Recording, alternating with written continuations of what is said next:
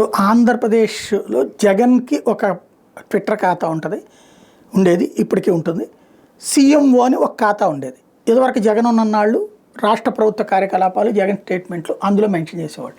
అది ప్రభుత్వపు అధికారికమైనటువంటి ట్విట్టర్. ఆ తర్వాత జగన్ దిగిపోయాక అదే ట్విట్టర్ ఇప్పుడు చంద్రబాబు గారితో నడుస్తుంటుంది. మామూలుగా చంద్రబాబు గారు సపరేట్గా ఉంటుంది. ఏపీ సీఎంఓ అప్పుడు జగన్ ఉంటే ఇప్పుడు బాబు ఉంటే అట్లాగే నడుస్తుంది. అలాగే ప్రతి రాష్ట్రానికి ఒకటి ఉంటుంది. అట్లాంటి అఫీషియల్ ట్విట్టర్ ఏదైతే ఢిల్లీకి సంబంధించి ఉందో దాన్ని కేజ్రీవాల్ దొంగిలించాడు అనాలి. ఎందుకంటే తన దగ్గర ఉన్న క్రెడెన్షియల్స్ని అడ్డం పెట్టి దాన్ని తను మార్చేసుకున్నాడు. ఏపీ అక్కడ ఉన్నటువంటి ఢిల్లీ సీఎంఓని కాస్త పేరు మార్చేసేసి కేజ్రీవాల్ ఎట్ వర్క్ అనేటటువంటి పేరుతో దాన్ని మార్చేసుకుని తను సొంతం చేసుకున్నాడు. అంటే ఇప్పుడు ఢిల్లీ సీఎంఓ కొత్తది పెట్టుకోవాలన్నమాట. అది ఎట్లాగా కరెక్ట్ అవుతుంది అనేది ఇక్కడ ప్రశ్న.